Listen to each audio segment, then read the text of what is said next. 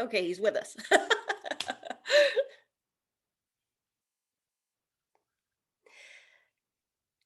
Hi there, Brent. Welcome to Bard College, and welcome to my class.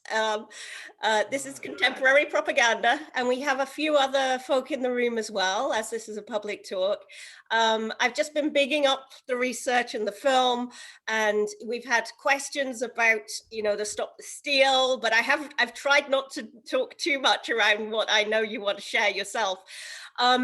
But just to introduce you again a little bit, well, now you're here.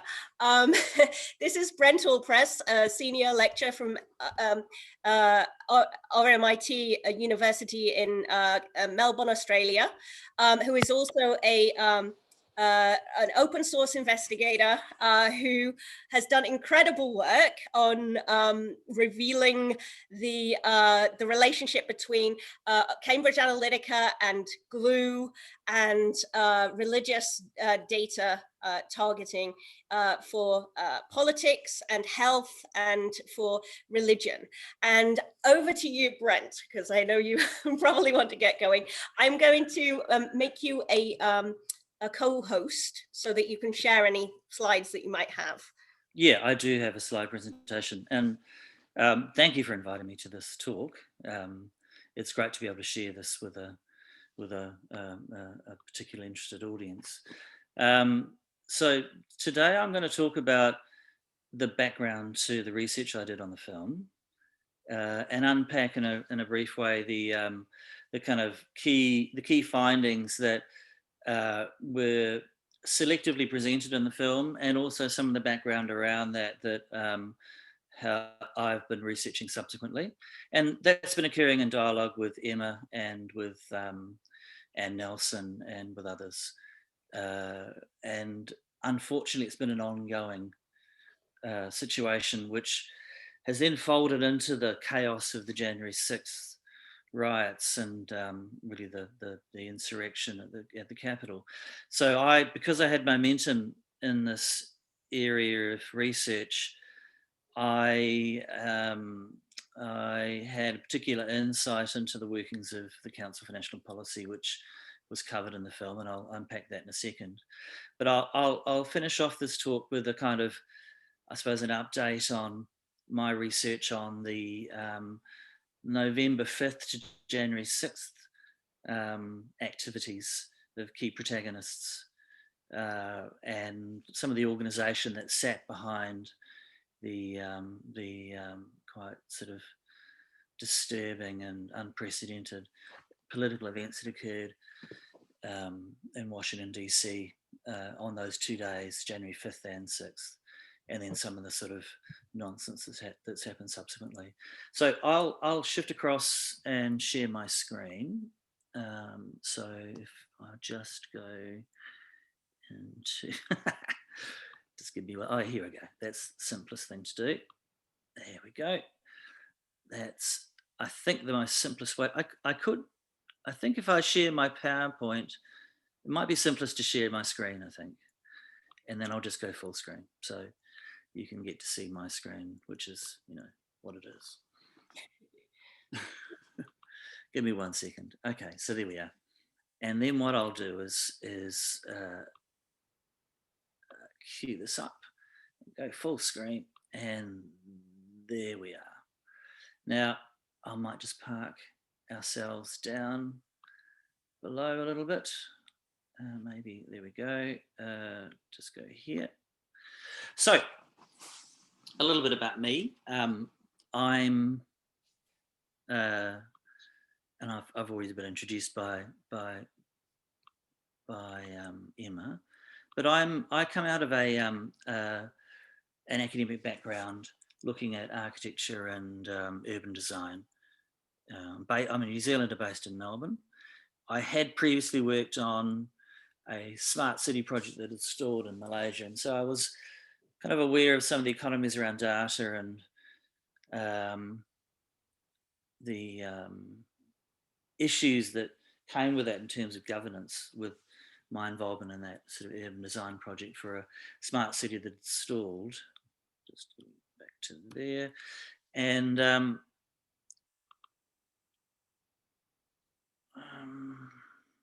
just bring us all up again. So It's gone just black. before, Is it sorry? supposed, is it supposed to be a black screen? It is for the moment. So what I'll just do is give it just a very brief outline of what I'm going to say first, I think, Sure. before I get started. So there we go. That's probably the simplest way of doing it. So I engaged in an area of open source intelligence research dating back to mid 2016, when I was confronted by a tweet by Donald Trump from his own account, which was an apparently anti-Semitic tweet of Hillary Clinton and Star of David and dollar signs. And because I come out of a visually literate discipline, I did a reverse image search on that, knowing that it probably came from somewhere. It wouldn't have come directly from Trump. It had to have been generated. And then I discovered that it came from an extraordinarily extremist, white supremacist Twitter account that had been generating a range of violent racist memes. And they adopted that image to cover up the author of the image so there was a watermark on the original image, and they covered that up with a Fox News chyron. So that seemed to me to be emblematic of their approach at the time, to place Fox over the top of what was effectively a white supremacist propaganda exercise running in the background.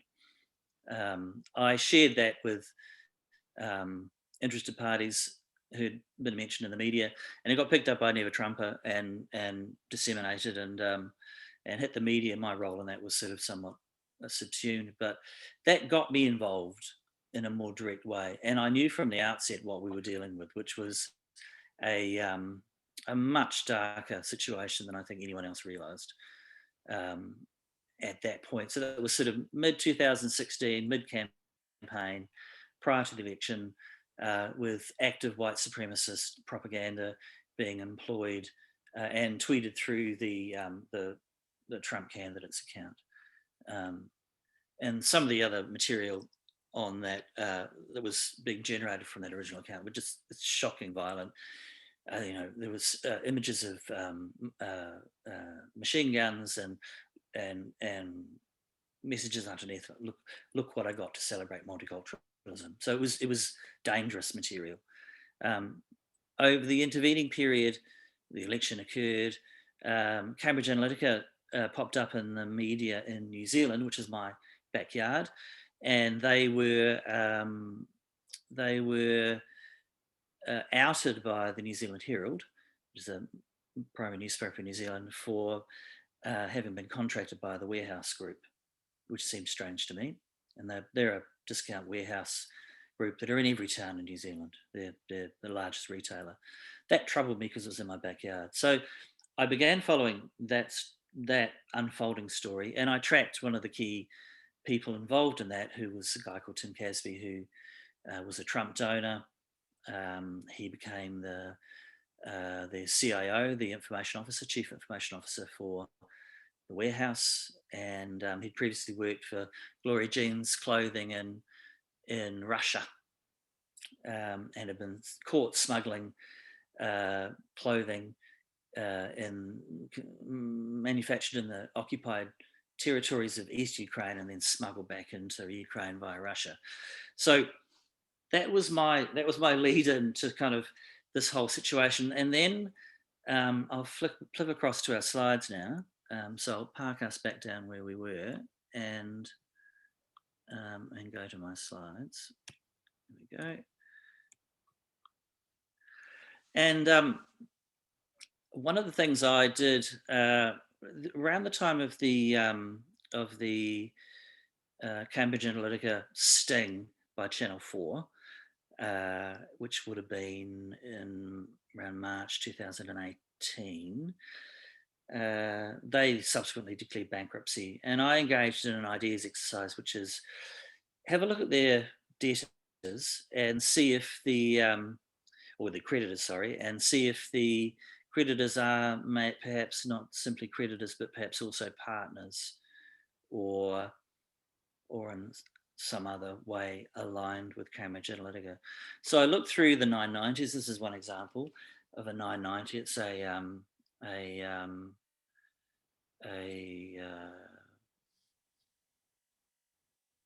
non-profit declaration. This one dates from 2017, and it was for a group. So there were two organisations who were creditors that had stupid names. One was the Cultural Freedom Initiative, which is this group here. The other was the Relationship Engagement Collaborative, and they contracted a company called Glue, and they contracted Cambridge Analytica to produce a micro-targeting platform. So that caught my attention. So I just started digging from that point onwards. So from about, I suppose, May of 2018, I started working on this as a project of my own to unpack this. I effectively had a pipeline directly into an operation, which hadn't been covered by the media, but looked extremely troubling. And the funds that were shifting back and forth were quite substantial. Here you can see a contract here in 2017. There's $375,000 for digital services to this company I'd never heard of called Glue. And there's a recurring series of payments to Cambridge Analytica. And Glue was a religious app developer. They produce mentoring apps for religious groups, churches. And so I went through and tracked the operation as it unfolded in that period from 2018 onwards. Cultural Freedom Initiative was a project within the umbrella of the Philanthropy Roundtable, which is a Koch brothers or Koch group affiliated non-profit operation. And Betsy Davis runs a private school project out of the Cultural Freedom Initiative. The vice president at the time, John Paul de Gance, JP de Gance, he was the president of Cultural Freedom Initiative and would have driven the contract with Cambridge Analytica and Glue. So there was a little bit of a shell game going on. There was a contract with Relationship Engagement Collaborative. They were actually a non-profit set up by Glue, and they contracted Glue in a sort of apparent self-dealing situation. I would view that as some sort of laundering of money, donor money. Effectively, Glue were paying themselves, and then Glue were then through their own non-profit contracting Cambridge Analytica. Then Cultural Freedom Initiative contracted them, and then Cultural Freedom Initiative changed their name to Communio. So all of that was difficult to follow. They also misspelt the name Cambridge Analytica a number of times and took out the T. And if you do a 990 search, then you just can't find them. So they try to make it hard to find. So this is JP de Gance at the Council for National Policy. Through Emma's introduction, I teamed up with Kat Gallen and Charles Creel, and I began collaborating with them on the film, People You May Know. And they travelled through the South, largely through the States, through Washington DC, and then down through the South. And through dialogue, we teamed up, Kat primarily, for a series of interviews, and she did this really extraordinary interview with JP de Gance, where he effectively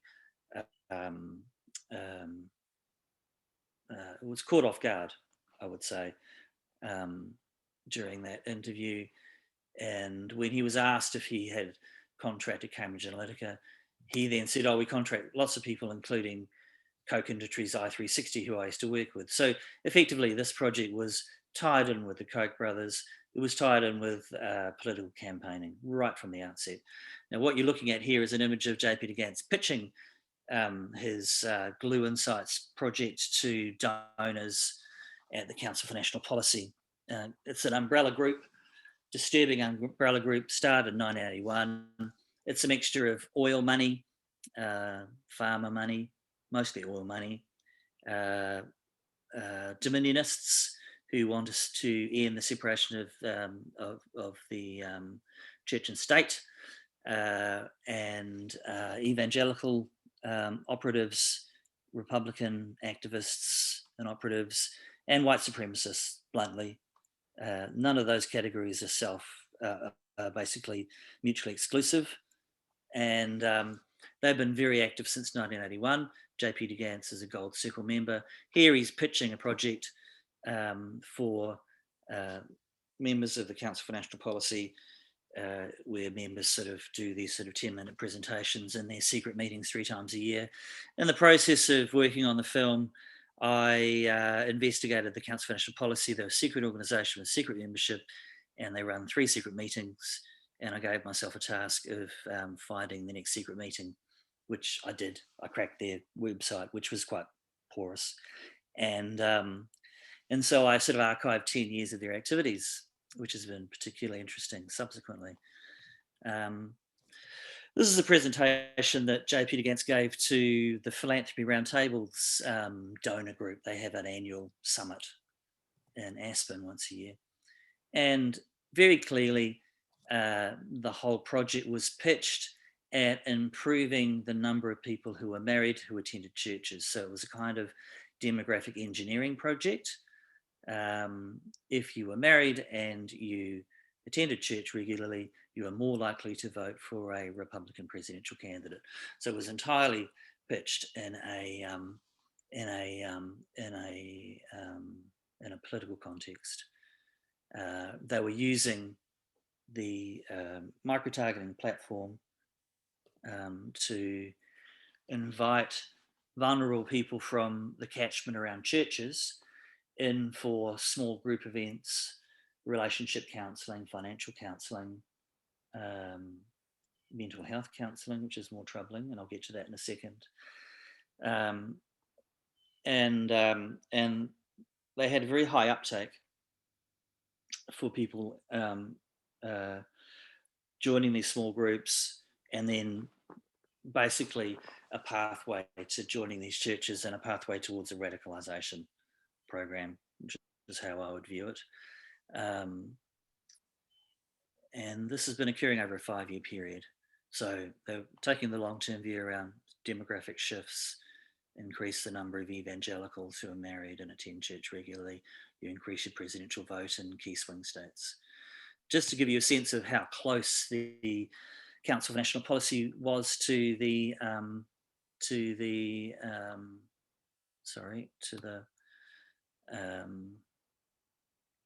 Trump administration.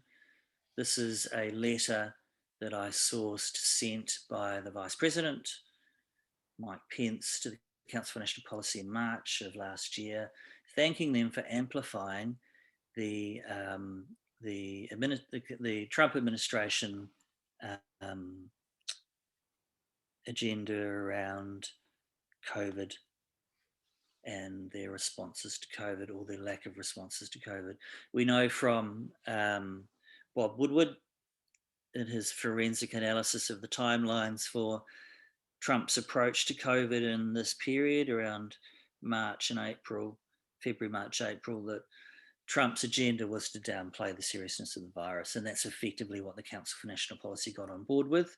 And they were behind activating a series of advocates for opening up the economy and employing hydroxychloroquine and other approaches that kind of deferred lockdowns, kept the economy open. My view on that would be that they were seeking to maintain mobility in the economy, maintain petrol consumption, and boost the oil price. The oil price tanked around March, April, and then it clawed its way back up in May.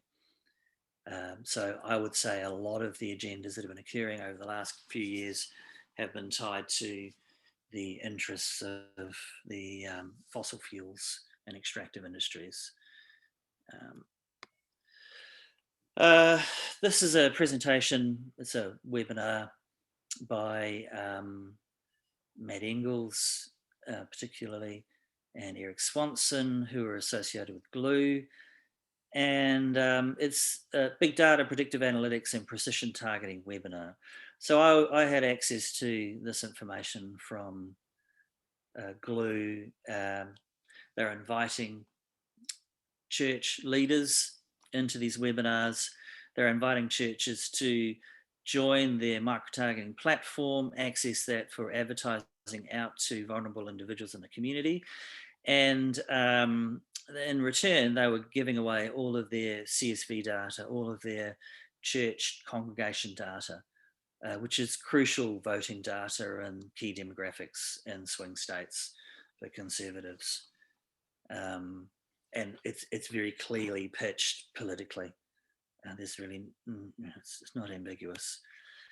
They were using the ocean, they call it psychographics, which matches Cambridge Analytica. Just to be clear, Cambridge Analytica and Glue were working together on this over a 3 or 4 year period.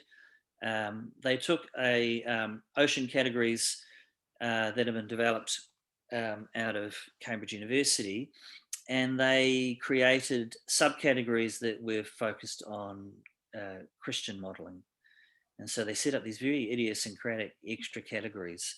They first surfaced in the Cruz campaign when he was running his primary, and then they're still being used by Glue now. So there's a lineage from Cruz's campaign through to Trump and then through to now.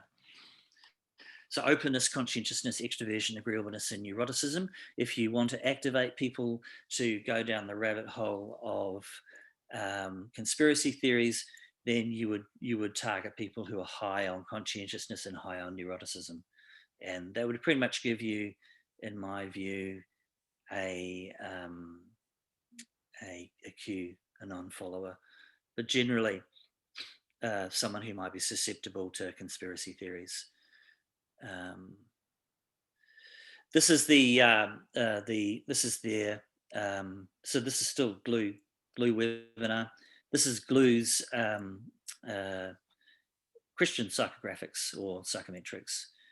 Timid traditionalist, stoic traditionalist, relaxed leader, over-control progressive. These are all subcategories within the ocean categories, and it ties the this Glue Cambridge operation politically through from Cruz to still now as we speak.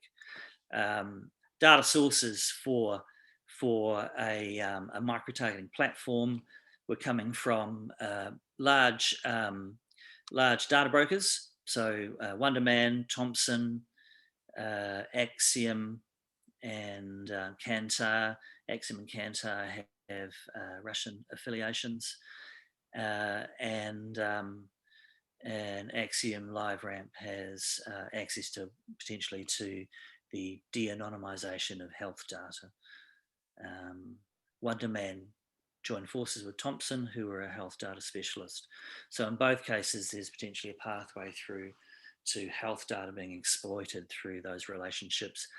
Those data brokers were in a special relationship with Facebook, and they were sort of, that relationship was ended as part of the controversy with Cambridge Analytica, and interestingly resurfaced as a relationship with Glue, who then created custom audiences, which they then exported through to Facebook, and they were able to then create audiences based on 2,000 points of data on all Americans, which is a huge amount of data. So every demographic and commercial bit of data you can think of, plus material that they collected themselves. A Reveal survey, they did a psychographic survey on 500,000 Christians. So basically an ocean survey with a bit of a Christian overlay.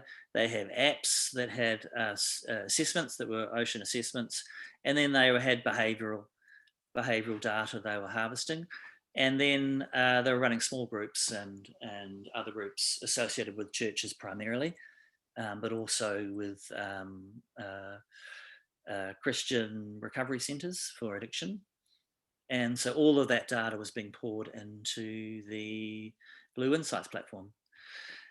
And they were partnering with groups like Church Initiative, who are running divorce care, grief share, just the most exploitative program you could think of for targeting people who were unchurched within the catchment of a church, running franchises that were shopped out to lots of different churches across cities in America and in other countries. That's also occurring here in Australia, unfortunately. And they were able to access mental health data and particularly anxiety and depression data, financial stress data, and behavioural health data around addiction. And through that data, which is in breach of HIPAA, which is the health privacy kind of rules, they were able to weaponize micro-targeting data from commercial sources in tandem with mental health data and tap people out in the community who are going through divorce or grief or depression or anxiety or addiction, invite them into these curated small groups. They had about a 70 to 80% uptake of them then being converted into church attendance. So you're talking about people being exploited who are at very, very vulnerable points in their lives and being targeted out in the community. Glue, when I started to publish on this material, they appeared to haul their oars in and say that the sensitive audience filters were being rescinded and revoked. And there's a list of them there: suffers from behavioural health, anxiety, ADHD, depression, bipolar, alcohol dependence, chronic pain, opioid dependence. So Glue was sort of working with church industries. It was working with recovery industries for addiction. It was working with financial counselling services through Financial Peace University. And they were combining all of this data that you could get from commercial sources with mental health data to really dangerously target individuals who are vulnerable in the community. So I had access to the Glue micro-targeting platform. This gives you a sense of the population size for their audience. It's the entire adult American population. Within that audience, you could target a specific area, a geographical area. So it's a mapping organization. This is, I suppose, is one area where my urban data background comes in. You can create any area in the United States, either a point with a radius around it, or a polygon around a certain area, or a particular district, or a suburb, or a city, or in this case, a state. And you can see from these numbers, this is the state of New York, and there's live numbers at the point that this was captured that shows how many people are suffering from behavioural health, from self-reported anxiety, self-reported bipolar, self-reported depression. That's the dangerous bit of this: self-reported treatment for depression. So they were accessing self-reported data, which is, they should not have access to this material. Brent, This is, yep. do you mind if I point something out and ask you a question at this point? Because I think Yeah, interrupt me whenever you like. Thank you. So I just wanted to say, so I want to emphasize the point. You obviously gained access to this entirely legally through like public entry, if you like, into their systems. Did you not? Is that correct? Everything I've accessed is open source. Yeah, it was all So, open so source. So yeah, so what they were I doing just was, wanted, if you don't mind, to also build on that question, to yeah, say, could anybody have done this? You were doing this from Australia. Could anybody have gained entry in this kind of way? And would they have been able to use this? they wouldn't have known to look for it. They wouldn't have known. Okay. No, they wouldn't have known it was there. That's I suppose the point of this Okay. is that by going through and looking at the creditors, I just got a pipeline straight through into the operation.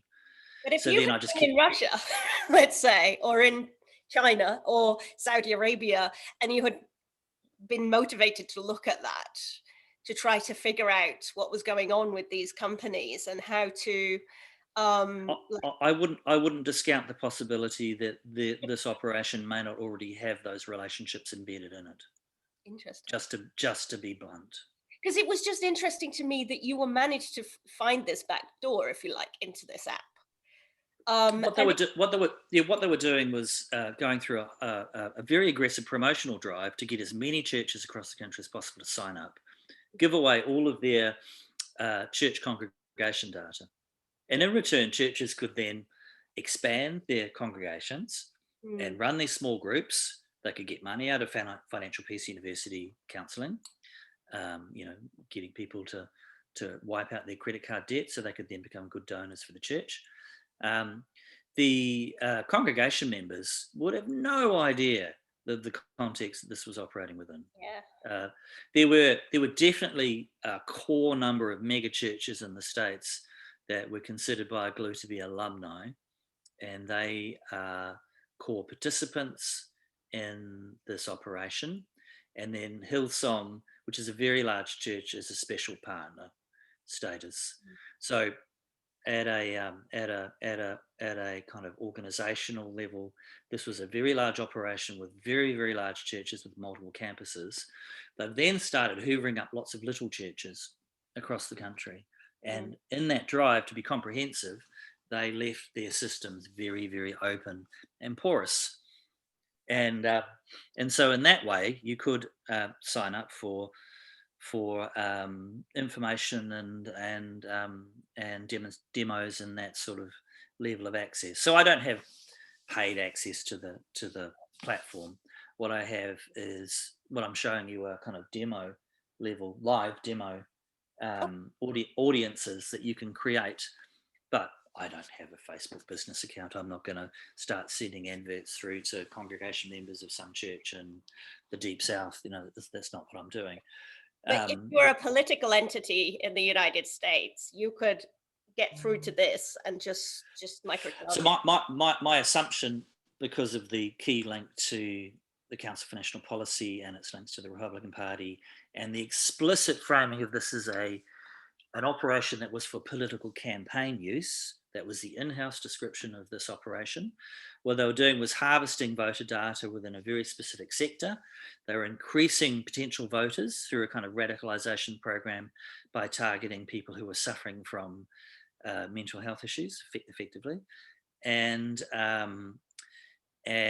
you could use that same data for political advertising. It would have a completely different level of effect. If you had access to mental health data and you engaged in political influence campaigns through Facebook, particularly, you could have a level of persuasion that would be very different to a standard campaign out to a broader electorate. We're talking about micro-targeting messaging through to someone who's suffering from neurosis. Yeah. Now that you could get someone who is likely to be voting on the right to be activated to definitely vote for Trump, particularly, because that seemed to be the agenda. You could target someone who wasn't a Trump voter to be disillusioned and perhaps not vote at all. So that suppression campaign, we know Cambridge Analytica engaged in that. You could more worryingly activate someone on the very far right if you had access to mental health data for neurosis and anxiety and other issues to provoke them to engage in potential acts that have potential public safety issues. And I think we saw that on January 6th. So the ability to recruit people for extremist activities if you have access to mental health data is deeply concerning. So that's where this sits. So what I'm showing you here is a kind of back of house system for creating custom audiences anywhere in the States. And in this particular economy, they were targeting churches and recovery centres and as their customers, and then they were sending out adverts into the community around the catchment of those services for them to attend particular small group counselling or Christian 12 steps and equivalent, and so they were, in a sense, they're making money out of that in the 12 steps context, but they're also increasing a voter base in the Christian context. So this level of granulation of the data is deeply, deeply troubling. So this just gives you a sense of how much these are individuals. This isn't modeled data. It's not generalized data. These are individuals who you can basically, there's a potential liability that Facebook have in that they've set up a custom audience exporting process where if you have a Facebook business account, you create a custom audience outside of Facebook. You can then hash that audience, and then those adverts will be sent through to individual Facebook members, and those Facebook members are effectively being exploited potentially by that whole process. So my concern with Facebook would be that they have set up a system that facilitates that, because they had a prior relationship with the data brokers that would suggest that they have knowingly set up a custom audience process for their prior relationship to now exist outside of Facebook. And I think that's something for the regulators to look at very closely. In terms of the sort of audience, this is a demo of saved audiences from a webinar. And here you can see that they're targeting mental event, anxiety, millennial, Gen X insured, mental event, anxiety, depression, millennial, Gen X insured. These are the sort of categories of filters they're applying to these. There's a alcohol, opioid, millennial, and alcohol millennial. These are the kind of groups that they're targeting. So you'd set up a Facebook, if you're a church or a opioid addiction service, you set up a Facebook business account. You'd create these audiences, you'd export them through to Facebook, and then adverts would be targeted and delivered through to those individuals. Glue have partnered with a range of other groups. The most concerning group I consider were their military connections. And again, this sort of bore out in January 6th. So Crew Military used to be Campus Crusade for Christ. They merged with military ministries. Military ministries then sort of focus on offshore recruiting of basically dominionists in foreign military. And Campus Crusade for Christ, they still did their millennial stuff on universities, but then they set up Crew Military, every single base in the States, every single US base overseas, they have representation. And the agenda is explicitly dominionist. God has used the military of the world to strategically spread the gospel and accomplish his purposes. The Bible teaches the purpose of the military is to administer God's justice. God desires governments to protect its people from the evil actions of sinful people. It's important for military men and women to walk with God so they can fulfill God's intended purpose for their service. So what you've got is an influence campaign external to the chain of command, which is effectively encouraging the breaking of the oath of allegiance to the Constitution, which has a separation of church and state. And you're encouraging members of the military and veterans to effectively be serving a dominionist agenda. So you might call that Christian nationalism. I prefer the term dominionist. Basically, it's a theocratic model politically. This is an example of in-house communication, sort of internal partner communication. Glue and its partners, Church Multiplication Ministries, where they explicitly say that they've got the Glue Insights platform, micro-targeting at personal level, political campaign use. This was an early one. They were doing these sort of case studies back in 2015-16 in swing states in Dayton, Phoenix, and Jacksonville. The concern I had was that cloud commerce, which had a partnership with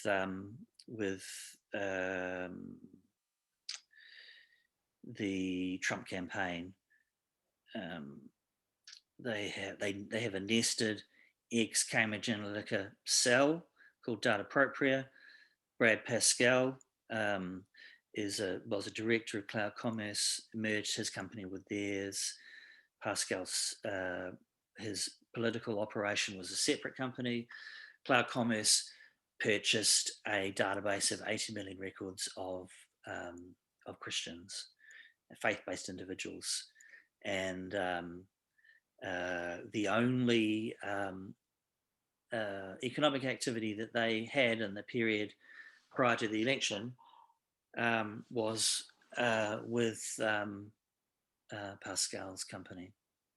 And so it would appear that there's a likelihood that they've purchased access to the Glue database, shared it with Pascal, and then they've combined the databases from, I'm assuming, from the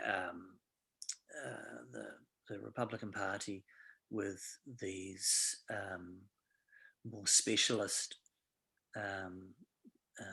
audiences obtained by Glue, and they have a product called Swarm where they're able to match those different audiences together, and then I'm assuming they've used that to engage in political campaigns.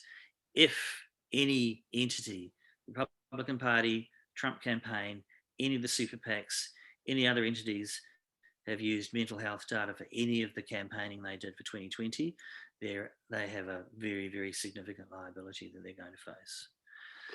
In early 2020, Glue formed a partnership with Barna. They were the only other group that were doing large surveys of Christians, and they ramped up their operation and went national and tried to hoover up absolutely every church they could. They moved into the Catholic, conservative Catholic parishes and dioceses across the states very aggressively, and they're all set to go. And then COVID hit, and so they pivoted within a 2-week period and started offering COVID services, online COVID services for churches that had to go online. And it was quite extraordinary to watch that occur in real time. And so they were the go-to operation for churches all across the states for COVID-related support. And on that basis, they again hoovered up very, very large numbers of churches, again, who would have had potentially no knowledge of the overall context within which this operation was occurring. The other key bit of research I did subsequent to the film, so this stuff was happening after the film in 2020. Film came out in October of 2019. The other disturbing development that I uncovered was that the investors for Glue were also investors in 15 companies that focused on mental health and mindfulness. The most troubling one being Headspace, which has a massive uptake. They made their product free for everyone who was unemployed in the US and UK during COVID lockdown. I've been in dialogue with the American Psychiatric Association around the FDA approval for peer therapeutics, which combines software as a prescribable treatment. So it's software counselling and other services delivered online alongside pharmaceutical treatment. Very extremely risky proposition. Glue was framed as the engagement platform, and there's a guy called Scott Crone who's the key investor in Glue, and he's the key investor in Headspace, and he's on the board of both. There is a potential in all of that. There's that a company like Headspace, for instance, may have gained market share through access to mental health data. There's also a possibility that Headspace, given it's now a dominant force in that market of mindfulness, is then feeding mental health data back into the pot. So those are again, the regulators need to have a very close look at these, but they're quite disturbing.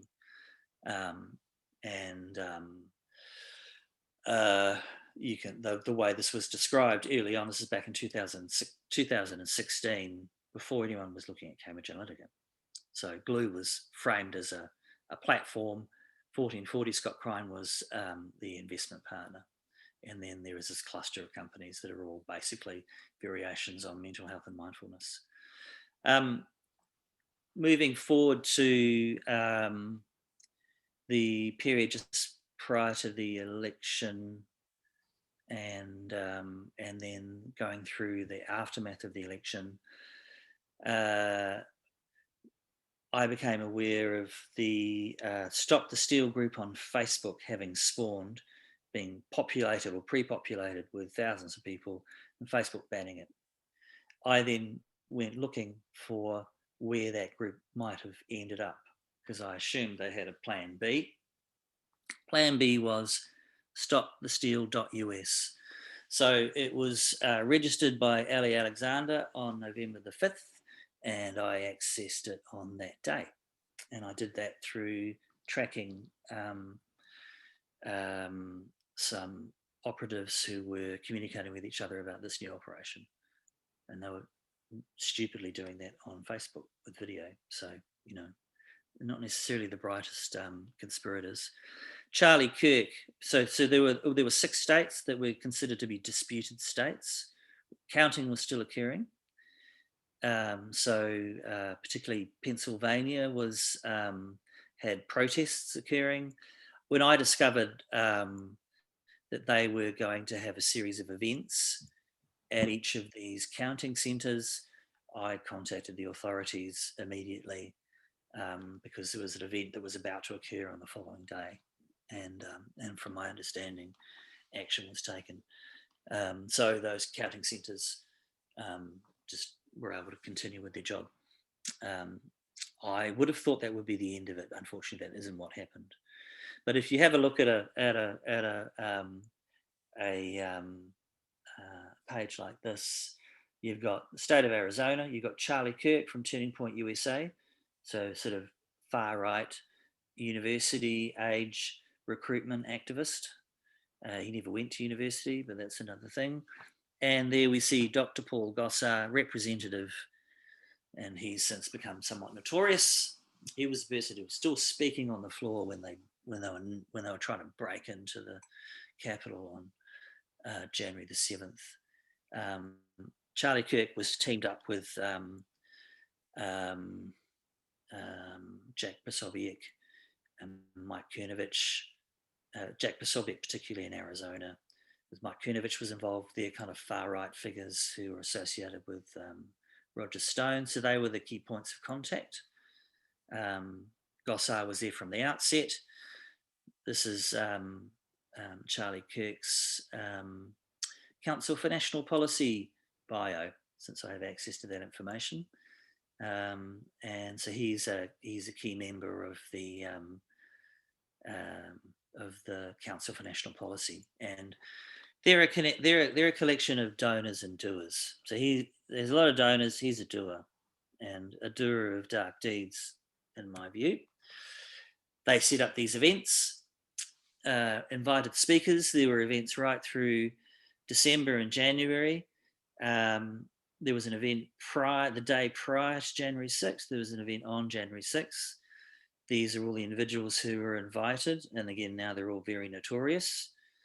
Jenny Beth Martin is a Council for National Policy member. Ali Alexander was a recent Council for National Policy member. And Paul Gossard, we know to be someone who is closely associated with January 6th. This is Ali Akbar's Council for National Policy bio. From 2017, he was an Edward Rutledge Fellowship member, so he was paid to work for the Council for National Policy in that year.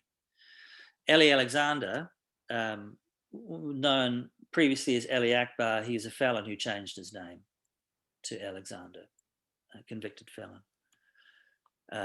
They set up very early on a campaign to land on January the 6th with text notifications. And they particularly, we the people must take to the US Capitol lawns and steps. that was the campaign drive from the outset back in in in in mid-December, when the Wild Protest page was set up. This is off the Wild Protest page, which is a spring off page from the Stop the Steal page, and that particular line there, and the steps, effectively is the smoking gun for this being a planned insurrection to breach the security, not just a protest on the lawn in a designated area that had been booked, but to actually breach the steps, and to do that with a purpose of disrupting the ratification of the electoral college vote. So there was a map where they were meeting, but the instruction was to take the steps. Veterans in Defence of Liberty is run by Scott McGill. He's a Council for National Policy member, and he activated veterans to attend that January 6th protest. Our battle cry shall be, "We will not concede, but we shall never be disgraced as the generation that betrayed its children and lost the nation." It's a question of whose nation he's referring to. So the Veterans in Defence of Liberty is a veterans group that's organised across the country into regional areas with the equivalent of military organisation. So they have battalions and platoons and operative forces. They've teamed up with a motorcycle gang, Liberty Riders, who Scott McGill describes in one of his Council for National Policy promo videos as a rapid response force for counter-protest to disrupt, quote, the snowflakes and flag burners. So a very dangerous bit of organisation in the background of people. This is Scott McGill giving a presentation at the Council for National Policy. This is Mike Lindell, the Mr. Pillow guy, giving a talk last year at the Council for National Policy. And this is General Flynn. And this is Ali Alexander promoting General Flynn's events in December at the National Mall, a series of prelim events prior to January 6th. And Flynn was heavily involved in the Stop the Steal events right from the outset, tied to the Jericho March. You know, you go around Jericho blowing horns and the walls come down. The Wild Protest and Stop the Steal SMS codes were all the same. So it was one operation. It was either Pray Now or January 6th, and there were some earlier ones, all done off the same SMS number. And the key thing is a little bit small to read, but I discovered a couple of months ago that Mike Flynn had taken on, so this is the Council for National Policy staff page through Zoom Info, which sort of harvests corporate data. And key name at the top is Mike Flynn, undisclosed role. He doesn't have a disclosed role in the organisation of the Council for National Policy. He took on a role with the CNP in late November 2020. That timing is significant. And then there's Virginia Thomas at the bottom, the wife of the Supreme Court Justice. She's a senior member of the Council for National Policy. She also took on an undisclosed role in September of 2020. So this is Mike Flynn's Council for National Policy page, which also lists some of his, he gave a speech which I have access to from 2016 at the Council for National Policy, where he, in the question and answer section, justified the collaboration of Flynn and Trump with Russia, which is an interesting listen. And that's prior to the election. This is Ginny Thomas. Sorry about the top here. So Ginny Thomas sent out these tweets on the at the time of January 6th, on the morning of January 6th, promoting the events of the day and the people coming to march. And as I say, she had an organisational role with the Council for National Policy. Cleta Mitchell, you'll recognise her name. She was on the call with the Georgia Secretary of State, pressuring Georgia to find the votes. She's also a member of the Council for National Policy with Ginny Thomas. There's the two of them speaking at the Council for National Policy last year. And so I accessed their most recent membership directories, plus all the previous ones, and was able to map these relationships. From all of this, what I came to a conclusion was that the Council for National Policy were a primary provider of support and infrastructure. There are a lot of people associated with the Council for National Policy who were involved in the January 6th events. I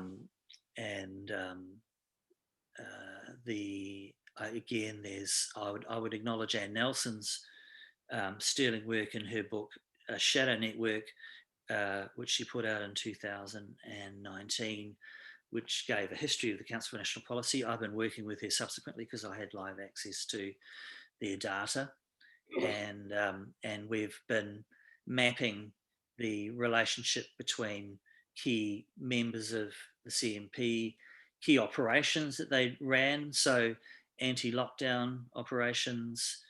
Simone Gold was a key person who was one of the doctors, in quotation marks, who came out against lockdowns.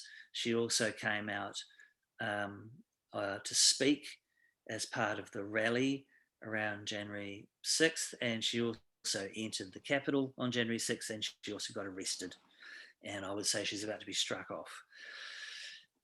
So we're dealing here with in my view, an operation that has had a very long tail, goes back to 81 as an organisation, but it predates that. It really is a pushback to the social justice gains that occurred in the civil rights movement in the late 60s. And people like Paul Weyrich and others were consolidating a partnership between the Republican Party and evangelicals, moral majority around the early 80s. Council for National Policy was another one.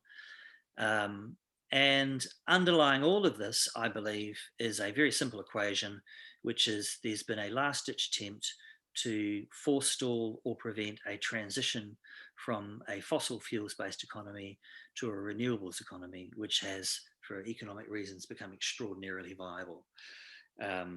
Trump appointed most of his appointees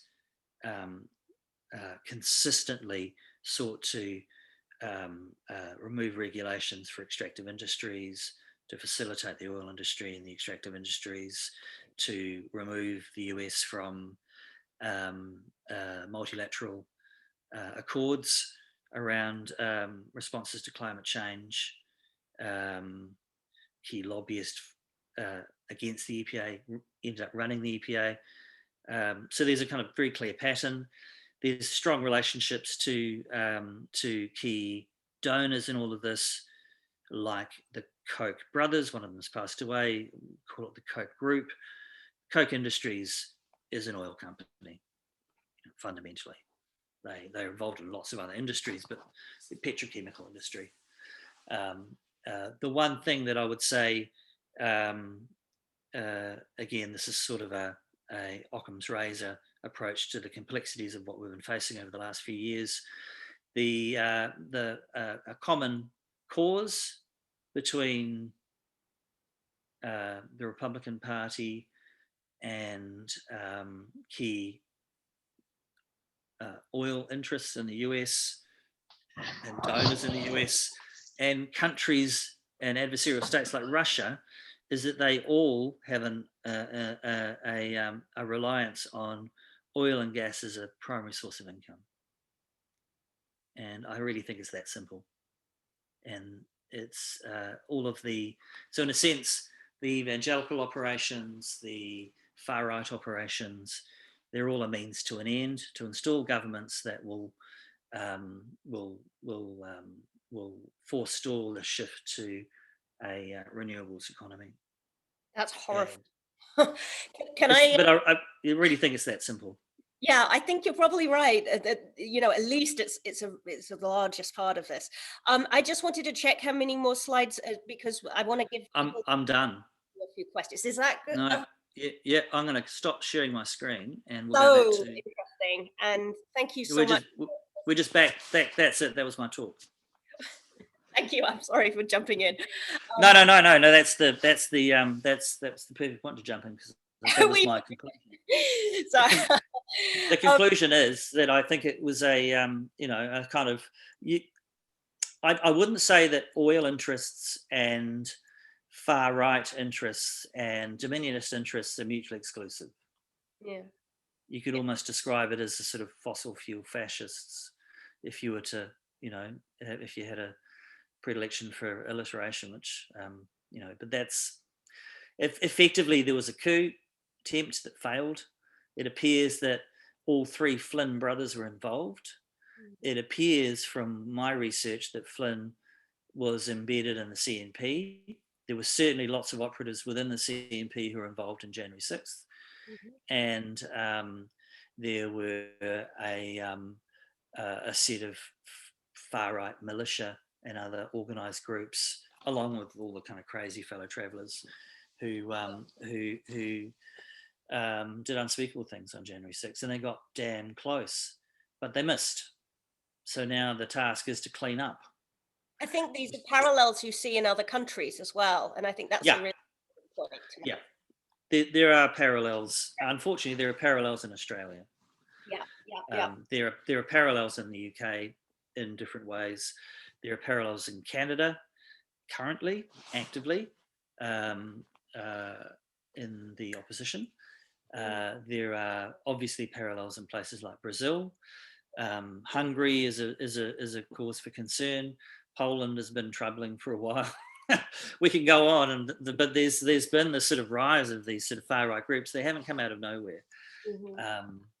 And again, it's got a long trajectory.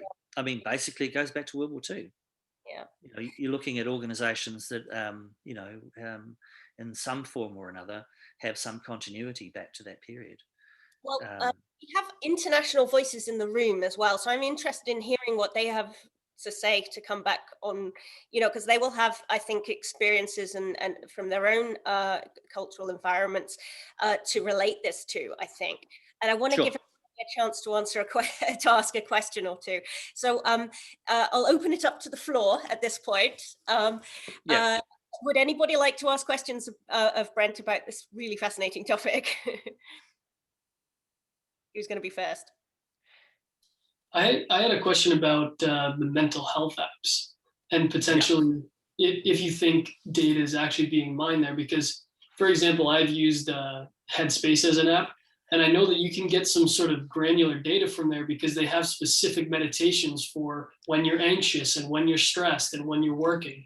And I guess you can extrapolate from that. That's what caught my attention with Headspace. So I knew someone who was going through grief and was also in a quarantine lockdown, having just gone through a period where her father passed away, and this person disclosed that they were using Headspace for grief, and I said, well, what are the other Headspace mindfulness categories? And there was mindfulness for grief, mindfulness for depression, mindfulness for anxiety, mindfulness for regret, mindfulness for, and it mapped onto the small group structures that organizations like Church Initiatives had set up. The other thing that was concerning with Headspace is that they have a diagnostic tool for members in order to track their progress. And it's the 10 or 12 step question. They're using the 10-step question that GPs would use as a diagnostic tool if someone presented and they were trying to diagnose whether they were suffering from depression or anxiety. So it's that standard diagnostic test. And Headspace are using that within their app as part of the, and it's, I would say, deeply troubling and inappropriate to use a medical diagnostic tool in that context. It's also troubling that they were in partnership with the university to do a study on the use of that diagnostic process. So there are some, there's a lot of sharing of data and studies within the medical industry and with universities, and there's a lot of data floating around. One of the key things is that they would require in any kind of data mining or sharing is that data is aggregated and anonymized. It takes about 100 points of data to de-anonymize someone. Glue has 2,000 points of data. They're particularly teamed up with Axiom LiveRamp, and Axiom LiveRamp specialize in de-anonymizing health data. And they have a relationship with a company called Health Verity, who specialize in anonymizing health data and working with universities and pharmaceutical companies and others. So those sorts of relationships need to have a regulatory review. So in the case of Wonder Man, they acquired Thomson. So you get one of the world's largest data brokers acquiring a advertising agency that specialise in medical studies, and Thomson Health. So there's now Wonder Man Health, which is the merger of those two. So those sorts of kind of company structures are potentially, and I'm not saying this definitive, potentially open to abuse, or at least they're open to concern for regulators. In the case of Headspace, it would require again, a sort of enforcement or regulatory action to really be forensic about where the data is coming from and where it's going. I know within Glue itself that they lay out very clearly in-house where they're getting their data from in regards to apps and other partners. The connection to the mindfulness cluster, or mindfulness and mental health app cluster, that's a separate operation because it's not within the sort of evangelical space. It's anyone who would access that very broad catchment. It's deeply troubling. There are millions of people who use Headspace. So if you're engaging in a program in Headspace, which is mindfulness for anxiety, you're effectively disclosing that you have anxiety. And if that could be passed on to someone who might then use that as a filter for micro-targeting, matched with other ocean modeling and other consumer data, then you've weaponized it. So my concern would be that some of that might have been used in the centre or left for sort of depressing the vote. There are a number of operations at work. That's a speculation. I don't have evidence for that, but we do have evidence that those sorts of activities occurred. So what I'm really looking at is the mechanisms by which those activities might have occurred. Again, I think there's another kind of level of regulatory oversight and enforcement that needs to occur around mental health data and health data generally in relationship to advertising, whether it's political or commercial. And I think it's a cause for great concern, particularly in the UK with the controversies around the NHS. That brings us actually very nicely to the next question. Kevin wants to ask, have you found evidence of the Glue Insights data flowing into political campaigns outside the USA? Yes. Yes, I have. Kenya, unfortunately, the last Kenya presidential campaign.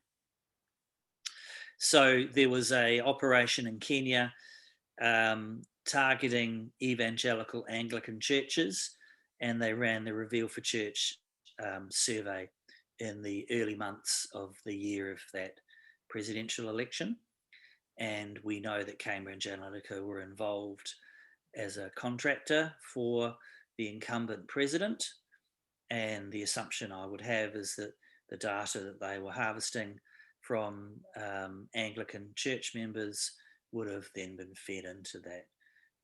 So it's it follows the pattern. Now, do I have evidence that specific data from churches went into a political campaign? No. What I have evidence for is that the operation that's occurring in the States also occurred in Kenya to such an extent that if you did a server search for the movement of data across Glue servers, it was all US based except for Kenya in that year. So they were very busy in the first half of that year with large amounts of data going back to the States and then coming back from Kenya. So that caught my attention at the time. So these operations are intentionally opaque, and sometimes you're looking at the artifacts from those operations. You're looking at evidence of participants. You aren't necessarily having access to the internals of a political campaign unless you were actually literally involved in them. And again, it would require a higher level of subpoena power and authorities and enforcement to open up that can, or a whistleblower to open up that can of worms. Yes, exactly. Yeah, or whistleblowers. Yeah. Yeah, from a student who wants to just add, I mean, I've answered it to them, but you might potentially have a different answer. So they were asking about GDPR in Europe and the Headspace app and things like this. Yeah, Would yeah. affect people in Europe? No, it won't. The reason why it won't, I believe, is that Glue say that they are in compliance with GDPR and they're not. And I have evidence that they've lied. Okay. I have evidence that they've tried to make out that they're in compliance with GDPR and with HIPAA, HIPAA, which is the American National Health Rules for Privacy. And I have evidence that they're not in compliance with either of those. And I would assume, given that Glue have specified that they're in compliance with GDPR and they're not, that they may well be operating with data that would be within the catchment of a GDPR country. Okay. And that they may well have companies that they're associated with who are in those. So a company like Headspace is a global company now. So we're looking at potentially a number of operations developed over many years. So the mindfulness app investments have gone on since 2015. Headspace grew enormously in that period. The FDA approvals for peer therapeutics caught the attention of the American Psychiatric Association. They were very concerned by that. And when I gave a TEDx talk, they contacted me to ask me questions about that particular topic because they raised concerns at the time. But the regulatory oversight underneath the Trump regime had sort of failed. And so those are things that I think need to be followed up. Now there's a return to appropriate governance in the US. But these things go well beyond a US context, I think. They have implications for, well, my view is, I've got a number of views. One key view is that we won't be able to stop this sort of stuff happening completely. So we need to strengthen our civics and education and resilience education, particularly around influence campaigns and propaganda and those sorts of processes that are occurring constantly. And I think there needs to be a kind of, in a sense, there's a sort of loss of innocence you may feel if you've been using an app that may have been harvesting your data without you realizing it. So that's would be a cause for concern with Christians, maybe cause of concern for people who are, within the well-being space. The trouble is the usual reaction is to just give up and to not, to feel so that you don't have control, that yeah, no but point in trying, that's to assume that this stuff is completely opaque. yeah, because it is. And it's not. No, it's not completely opaque. I can demonstrate. I can demonstrate that it's not opaque, and that there's a economy at work there, which you can find a modus operandi for that occurs with different franchising and branding in other economies. And so once you unpack it, it becomes easier to track.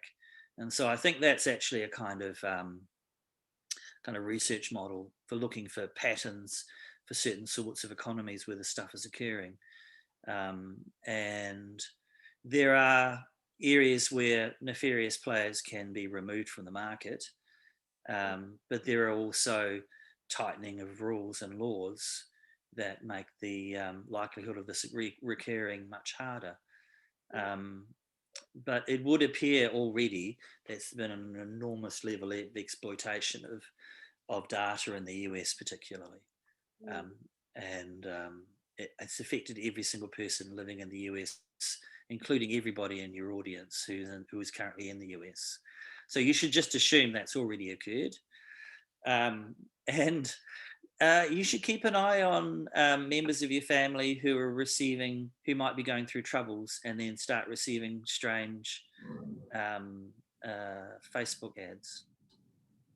I think we need to kind of have a sort of watchfulness for those around us and any impacts that they're facing from influence campaigns, particularly if they're in a vulnerable situation.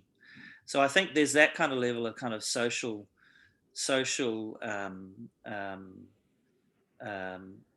collective care that we need to start to apply to this, because it's another form of exploitation of those in society who may be going through struggles. And so in a propaganda context, in the context of your course, there are some who will say that micro-targeting is a sort of blunt instrument. It's not very effective, so it doesn't really work, and that it's all being talked up by Cambridge Analytica, and it's not really going to, it was. And I think that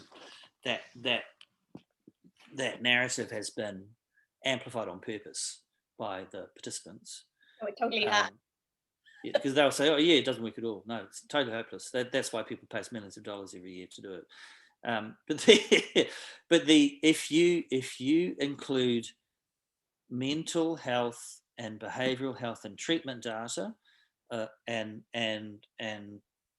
psychographic or psychometric modelling, along with vast amounts of personal and demographic and consumer data, then that micro-targeting is weaponized.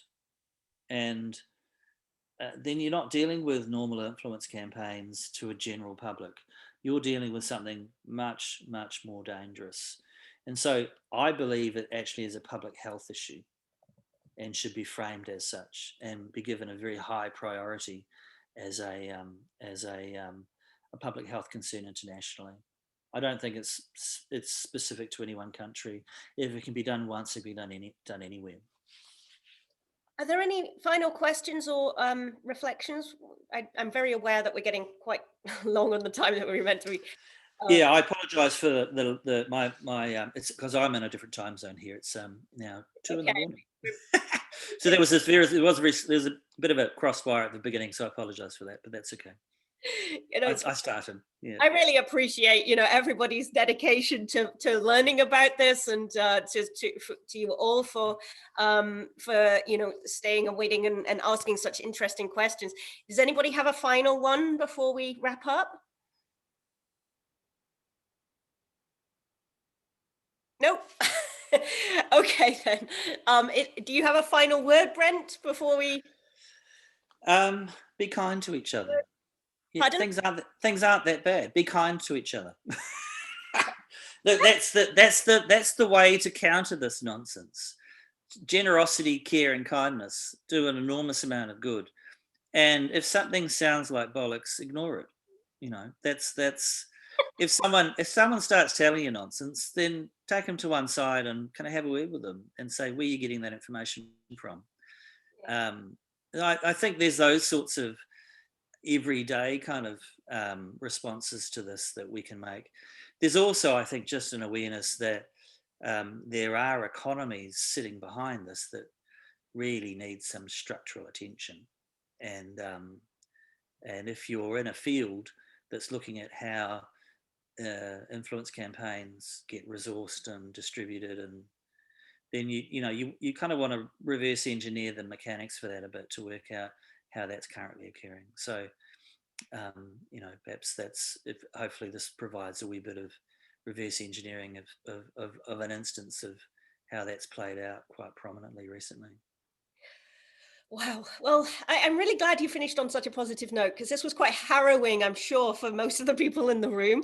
And I just want to add that your work is so impressive. And thank you so much for sharing it with us all, Brent. Look, I just want to say that I'm from New Zealand, and Jacinda Ardern decided not to take it on the chin, but decided to go for a zero infection rate, and they used clear communication, decisive isolation measures, high community compliance, and good tracing, and crowded house touring in New Zealand, and there's no community transmission, and that economy is able to operate.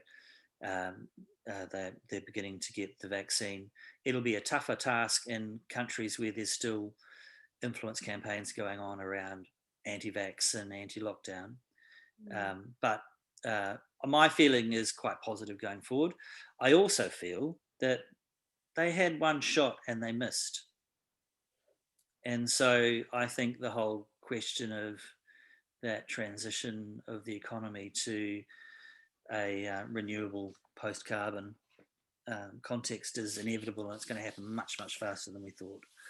And so I feel quite positive going forward, but I think there's some tidying up to do. Yeah. Bit of. Sorry. That's all right. That's my last word on it. Okay. Yeah, I don't know. I have my moments. I like sometimes I'm an optimist, and other times it's just all of it. Oh, look, I mean, the sort of stuff I've had to wade through in terms of like very, very dark propaganda material that I've kind of waded through has, it's disturbing stuff. So, if you were susceptible to it, it could really kind of send you down a rabbit hole. So, I think you just, in a way, there was a kind of speech by Jacinda Ardern at the UN around kindness. It was the anti-Trump speech, and it's a good one to go back to. Like, just if you're feeling sort of like you're looking for a bit of good governance, I'd point you in that direction. It's been picked up by the Biden campaign to a degree when he was running for president, because it's a different sense of community resilience. There is such a thing as society. I'm afraid Margaret Thatcher was wrong, and on many things. and individualism isn't going to work if the individuals are going to eat each other, and throw each other under the bus at the first sight of trouble. So, I still think that there'll be a restoration of multinational accords, multilateral accords, and I'm expecting the next 4 years to be kind of quite interesting and constructive. We're all going through the transition from COVID. It's been rough. Yeah. And your audience know that better than I would. Without a community spirit. Melbourne had the longest lockdown of any city in the world to get from community transmission to zero. So we did it tough, but we got there. So what it really reinforces is the value of good government and good governance. And so that should wake everybody up. Anybody who's sort of thinking, I shouldn't bother voting, well, slap yourself, because it matters. Absolutely. And hold people to account. That's really what this should do, is activate people to kind of, rather than go, this is all too hard, you should go, actually this matters. and I should wake up a little bit and kind of follow things a little more closely. Yes. That'd be my view. And a lot can be achieved by just digging on the internet. And I don't want to make it sound so clearly there's a hell of a lot of work that's gone. Oh, I did it on this couch. Well, actually not this couch, but in this location. Yeah, no, it's right. Well, see, this is the interesting thing is that all of this bastardry has relied on digital technology, and that has opened it up to, because they were so expansive in their promotions, they were Swiss cheese, and also they're not natives.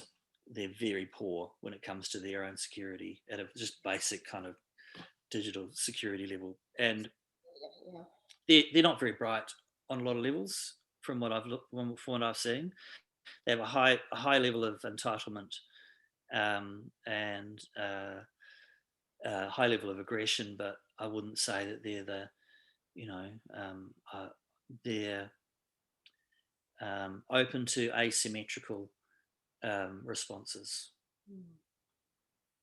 And in a sense, the means by which they're harnessing the digital opens them up to an asymmetrical response back.